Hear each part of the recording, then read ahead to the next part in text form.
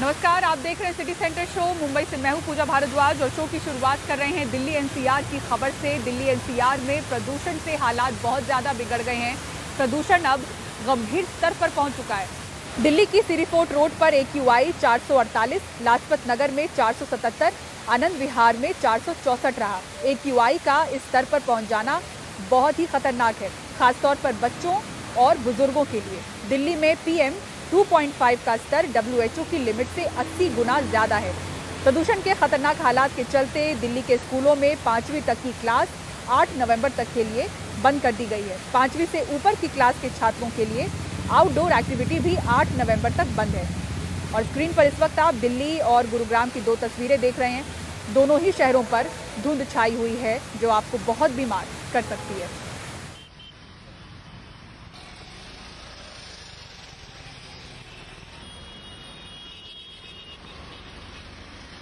Delhi NCR में बढ़े प्रदूषण से लोगों का दम घुट रहा है, लेकिन इस पर राजनीति कम नहीं हो रही है।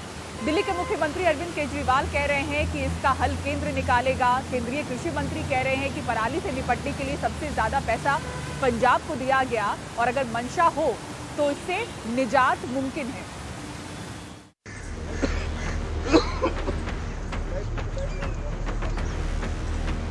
शनिवार से दिल्ली प्राइमरी क्लास बंद, 5वीं कक्षा से ऊपर के छात्रों की भी आउटडोर एक्टिविटीज बंद। दिल्ली सरकार के 50% कर्मचारी वर्क फ्रॉम होम करेंगे। साथ ही ऑड इवन लागू करने पर भी विचार। दिल्ली एनसीआर में प्रदूषण का हाल देखकर राज्य सरकार ने ये फैसले कर लिए हैं, लेकिन दिल्ली की आप सरकार का कहना है कि केंद्र भी कदम उठाए। दिल्ली में हवा काफ़ी खराब हो गई है, प्रदूषण काफ़ी ज़्यादा हो गया है, लोगों को सांस लेने में दिक्कत हो रही है। तो ये समस्या पूरे उत्तर भारत की समस्या है प्रदूषण की, और जाहिर तौर पे इसमें केवल आम आदमी पार्टी इसकी जिम्मेदार नहीं है, केवल केजरीवाल इसका जिम्मेदार नहीं है, केवल दिल्ली और पंजाब की सरकारें इसकी जिम्मेदार नहीं है। इसके कई सारे कारण हैं।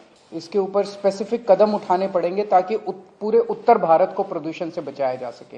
ये पूरे उत्तर भारत की समस्या है। सवाल पराली से प्रदूषण का भी है और इसके लिए सबसे ज्यादा जिम्मेदार पंजाब को ठहराया जा रहा है। हालांकि पंजाब में भी बीते सालों से कम पराली जली है, लेकिन मुख्यमंत्री भगवंत मान ने इसे भी कम करने का भरोसा दिलाया। वो भी हम कोशिश करेंगे कि कहीं और किसी और फसल का बदलाव हो जाए, किसान को उतना ही पैसे जितना धान बीज कर 1 एकड़ से उसकी कमाई होती है किसी और फसल से हो जाए, चाहे तो वो सरसों हो, चाहे बाजरा हो, सूरजमुखी हो, पॉपुलर हो, सब्जियां हो, लेकिन मार्केटिंग चाहिए। तो इसके लिए हमने अभी से काम शुरू कर दिया। वहीं केंद्रीय कृषि मंत्री नरेंद्र सिंह तोमर ने कहा कि बीते 4 सालों में केंद्र सरकार ने राज्यों को पराली की समस्या से निपटने के लिए 3,138 करोड़ रुपए दिए हैं और पंजाब को सबसे ज्यादा 1,400 करोड़ रुपए। कृषि मंत्री ने दावा किया कि जो 2 लाख मशीनें राज्यों को मिली है उनसे पराली का संकट खत्म हो सकता है, मगर इसके लिए मंशा चाहिए।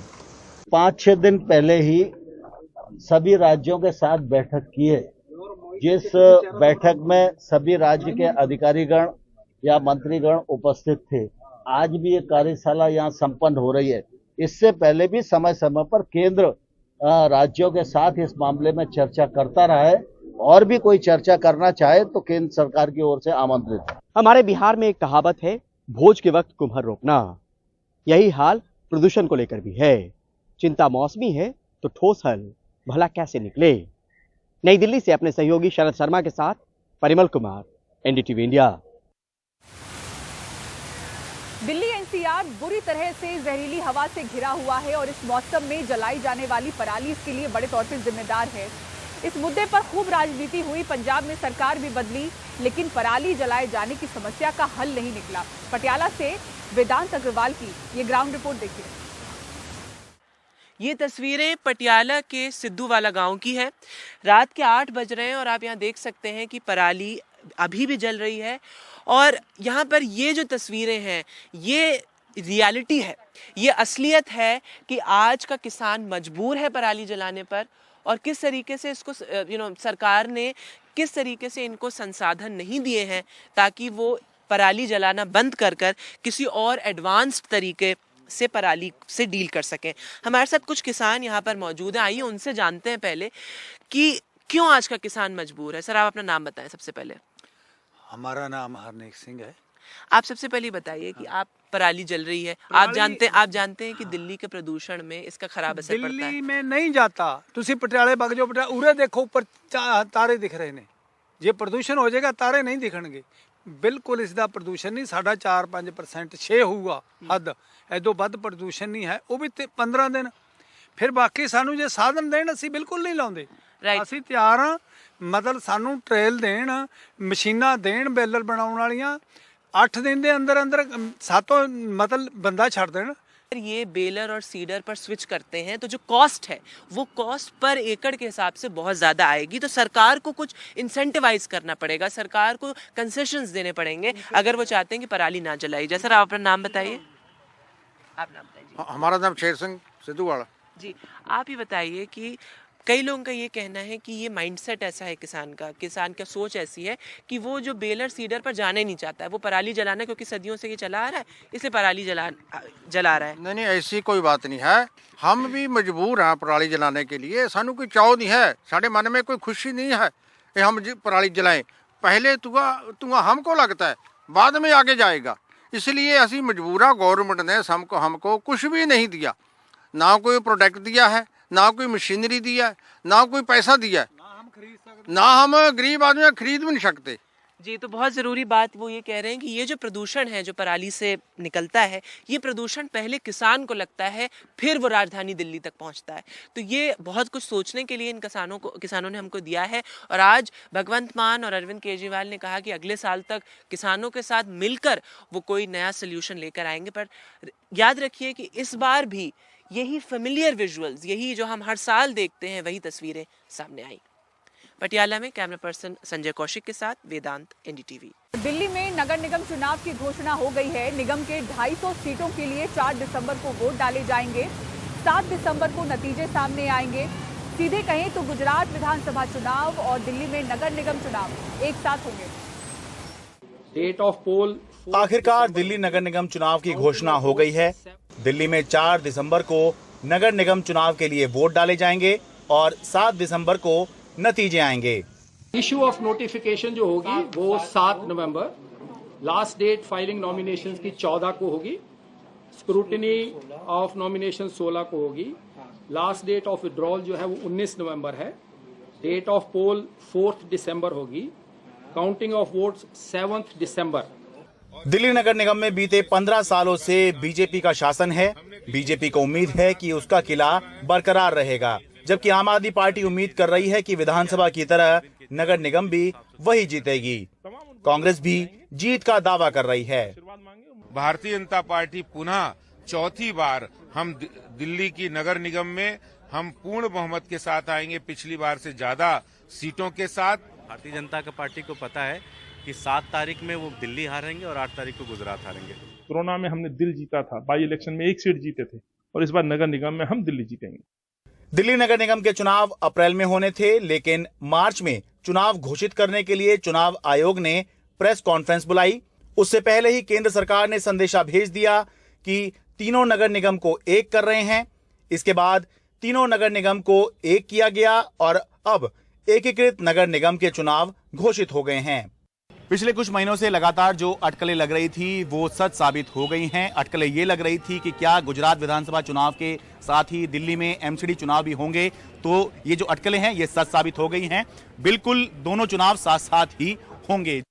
इसके बारे में जब हमने चुनाव आयुक्त से पूछा तो उन्होंने ये जवाब दिया। विधानसभा का चुनाव करवाना केंद्रीय चुनाव आयोग की जिम्मेदारी है, जबकि नगर निगम चुनाव करवाना हमारी जिम्मेदारी है। हम अपनी तैयारी के हिसाब से काम करते हैं। दिल्ली नगर निगम में अब कुल 250 वार्ड हैं, जिनमें 42 अनुसूचित जाति के लोगों के लिए आरक्षित हैं, जबकि 50% आरक्षण महिला उम्मीदवारों के लिए है। नगर निगम चुनाव में इस बार प्रत्याशी 8 लाख रुपए तक खर्च कर सकता है, जबकि पहले ये लिमिट 6 लाख रुपए थी। जो एमसीडी चुनाव अप्रैल की गर्मी में हो जाने चाहिए थे, वही एमसीडी चुनाव अब दिसंबर की ठंड में होंगे।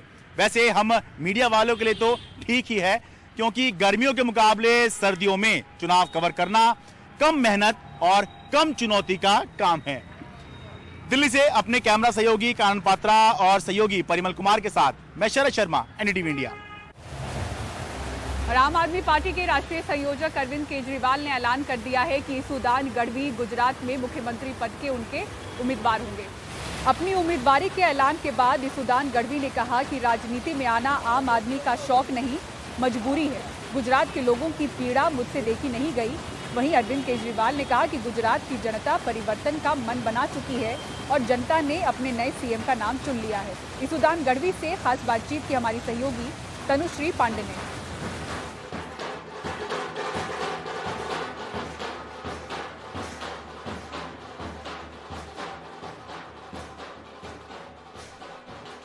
काफी यहाँ पे गढ़ है सर। पिछले 27 साल से भारतीय जनता पार्टी यहाँ पे जीतती आ रही है। आप अब चीफ मिनिस्टरियल फेस यहाँ के डिक्लेयर कर दिए गए हैं। आम आदमी पार्टी पहली बार यहाँ पे इस रणनीति में उतर रही है। प्रैक्टिकली बताइए सर, कितना आपको उम्मीद है कि जीतेंगे या उनकी इमेज डेंट करेंगे? क्या है असलियत? गुजरात में भाजपा लोकप्रिय नहीं है, मजबूत विकल्प नहीं था। जो विकल्प था वो बिक जाता था।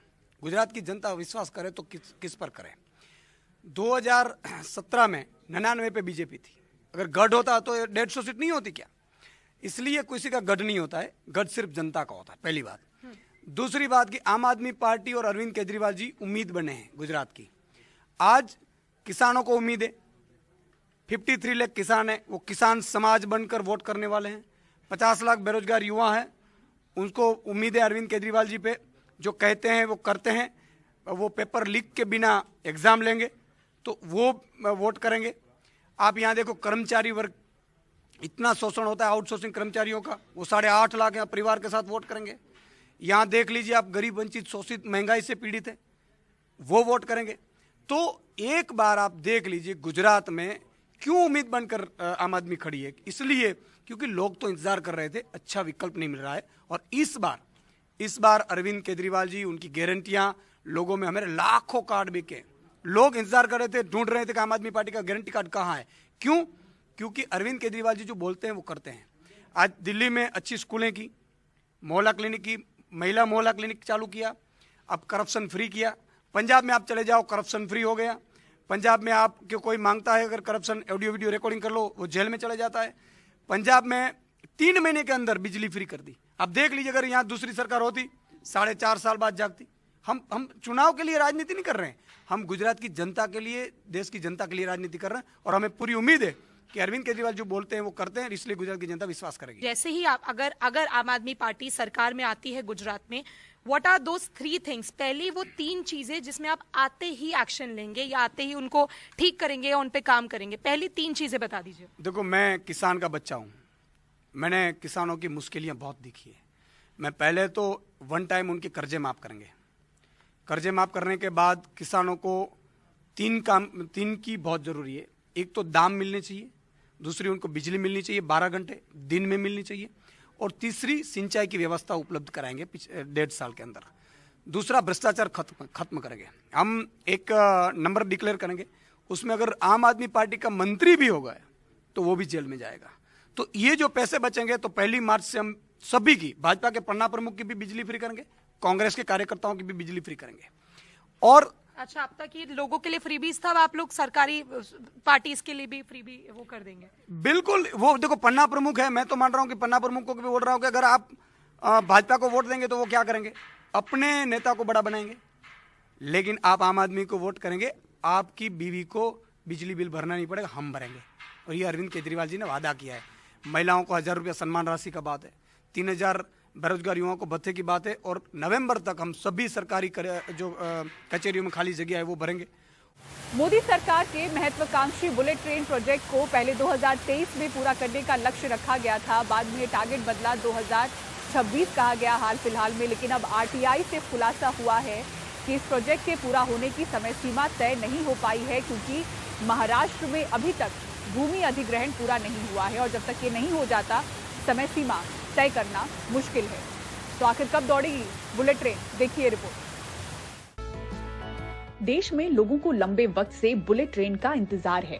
पर एक आरटीआई से जानकारी मिली है कि बुलेट ट्रेन परियोजना को पूरा करने की समय सीमा अभी तय नहीं की गई है। आरटीआई कार्यकर्ता अनिल गलगली को national high speed railway corporation limited से जवाब मिला है कि महाराष्ट्र में भूमि अधिग्रहण के बाद ही इसके पूरा होने की समय सीमा तय की जा सकती है। जवाब में NHSRCL के उप महाप्रबंधक उमेश कुमार गुप्ता ने बताया कि गुजरात और दादर नागर हवेली में 352 किलोमीटर के पूरे खंड के लिए सिविल कार्य दिसंबर 2020 से विभिन्न चरणों में शुरू हुआ। परियोजना के पूरा होने की समय सीमा महाराष्ट्र राज्य में भूमि अधिग्रहण के पूरा होने और सभी टेंडर कॉन्ट्रैक्ट्स प्रदान करने के बाद ही तय की जा सकती हैं। 1 सितंबर 2022 तक गुजरात राज्य में सिविल कार्य पूरी गति से प्रगति कर रहा है। गुजरात की पूरी लंबाई में सभी सिविल और ट्रैक टेंडर पहले ही प्रदान की जा चुकी हैं। महाराष्ट्र राज्य में भूमि अधिग्रहण प्रगति पर है। हमारा इतना ही कहना है, जब भी इस तरह के जो महत्वाकांक्षी जो प्रोजेक्ट शुरू होते हैं लेकिन नियोजन न होने की वजह से इसमें देरी होती है और इस देरी का जो नुकसान सरकार को, आम जनता को भुगतना पड़ता है और कॉन्ट्रैक्टर इससे लाभान्वित होता है। वैसे देश के रेल मंत्री अश्विनी वैष्णव ने अपने हालिया गुजरात के दौरे पर कहा था कि देश में पहली बुलेट ट्रेन बहुत ही जल्द दौड़ेगी। लक्ष्य 2026 का है। 80 किलोमीटर तक खंबे लग चुके हैं। बुलेट ट्रेन के प्रोजेक्ट में बहुत अच्छी प्रोग्रेस है। 80 किलोमीटर से अधिक पिलर्स बन चुके हैं। अब वायडक्ट बन रहा है, फिर इसके ऊपर पटरी लगेगी और बिजली के जो बिजली के पोल हैं वो लगने चालू होंगे। साथ ही साथ सारे के सारे स्टेशन पे बहुत अच्छे से काम चल रहा है। 1 लाख करोड़ से ऊपर के इस प्रोजेक्ट के लिए जमीन अधिग्रहण का काम गुजरात में 98.8%, दादर और नागर हवेली में 100% और महाराष्ट्र में 95.45% पूरा हो चुका है। रेल मंत्री कहते हैं कि महाराष्ट्र में नई सरकार आने के बाद बुलेट ट्रेन के काम में बुलेट जैसी स्पीड दिख रही है। कई मंजूरी और आवश्यक अनुमति प्राप्त हो चुकी है। महाराष्ट्र में जहाँ पे अभी सरकार बदली, उसमें सरकार बदलने के तुरंत बाद में माननीय मुख्यमंत्री श्री एकनाथ शिंदे जी, माननीय उप मुख्यमंत्री श्री देवेंद्र फडणवीस जी, उन्होंने बहुत अच्छी रिव्यू करके जल्दी से सारे के सारे अप्रूवल दे दिए हैं। तो वहां भी अब तेजी से काम चालू होगा। मुंबई अहमदाबाद बुलेट ट्रेन का प्रोजेक्ट कुल 508.17 किलोमीटर का है। 12 स्टेशन होंगे, जिनमें 8 गुजरात और 4 महाराष्ट्र में होंगे। चुनाव सामने हो तो परियोजनाओं की शुरुआत की तारीखों के आश्वासन तो रफ्तार से मिल ही जाते हैं, पर आरटीआई बुलेट ट्रेन की असल बाधाओं को जाहिर करती नजर आ रही है। मुंबई से पूजा भारद्वाज, NDTV इंडिया। और राजस्थान में इस बार बीते साल की तुलना में दुगनी शादियां हो रही हैं। दिखाएंगे स्पेशल रिपोर्ट एक ब्रेक के बाद। देखते रहिए सिटी सेंटर शो।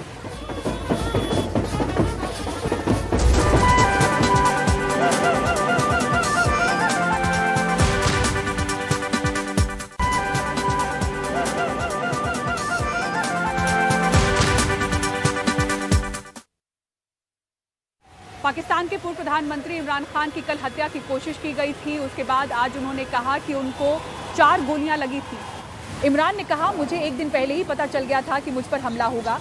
लाहौर के अस्पताल से एक वीडियो संबोधन में इमरान ने कहा, मुझे हमले के एक दिन पहले ही पता लग गया था कि या तो वजीराबाद या कहीं और उन्होंने मुझे मारने की योजना बनाई है। इमरान ने यह भी आरोप लगाया कि 4 लोगों ने बंद दरवाजों के पीछे उन्हें मारने की साजिश रची। उन्होंने कहा कि मेरे पास इसका वीडियो है, यदि मुझे कुछ हुआ तो वीडियो जारी कर दिया जाएगा। इन्होंने फैसला किया और फैसला पहले किया मुझे मरवाने का। 4 लोगों ने बंद कमरे में फैसला किया मुझे मरवाने का। मैं टीवी पे जाके लोगों को बताया कि उन्होंने फैसला किया। मैंने वीडियो बनाई, 4 लोगों के नाम मैंने दिए, मैंने वीडियो बाहर रखी हुई है कि अगर मुझे कुछ हुआ ये वीडियो रिलीज करेंगे, ताकि ये 4 लोग ये ना हो कि यहां हमेशा कोई मर जाता है तो उसका कोई पूछता नहीं है बाद में। तो मैं कहा ताकि कौम दुनिया को पता हो, मेरे मुल्क को पता हो कि किसने ये किया। उसके बाद ये फैसला ये बंद कमरों में कि इसको अब किसी तरह इमरान खान को मारो।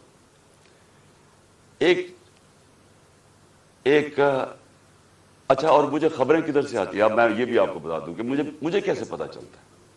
एक तो मैं गवर्नमेंट में 3.5 साल रहा, मेरी रिलेशनशिप्स हैं, इदारों के अंदर लोगों को मैं जानता हूं, एजेंसीज के अंदर लोगों को मैं जानता हूं।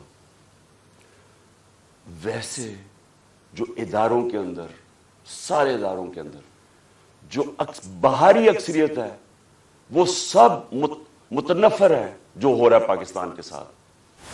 और अब आइए बात करते हैं राजस्थान की। गांव से लेकर शहरों तक में शहनाइयां बजनी शुरू हो गई हैं। इस साल इस महीने में, नवंबर महीने में 1 लाख से अधिक शादियां हो रही हैं।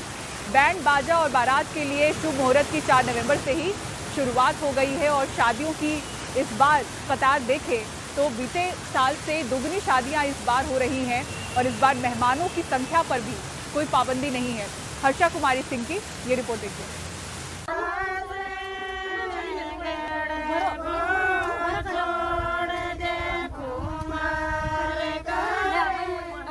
राजस्थान में शादियों की धूम है।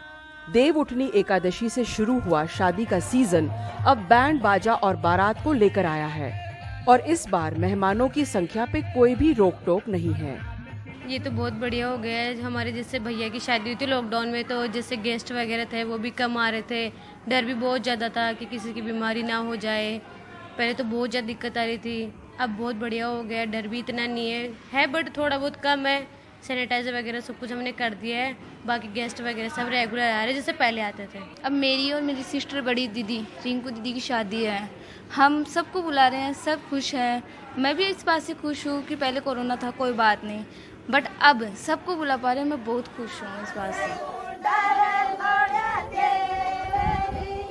इन पारंपरिक रस्मों में राजस्थानी संस्कृति की झलक है।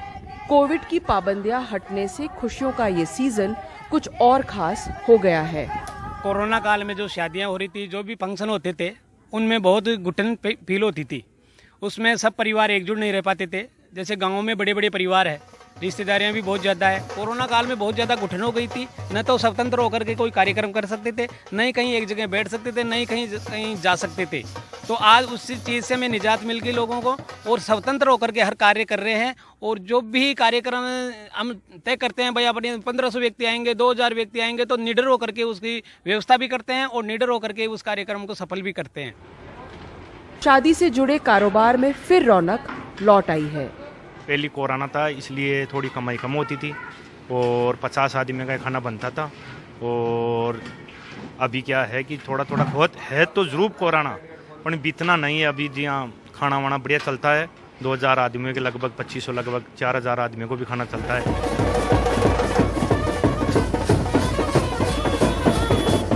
जयपुर से हर्षा कुमारी सिंह, NDTV इंडिया।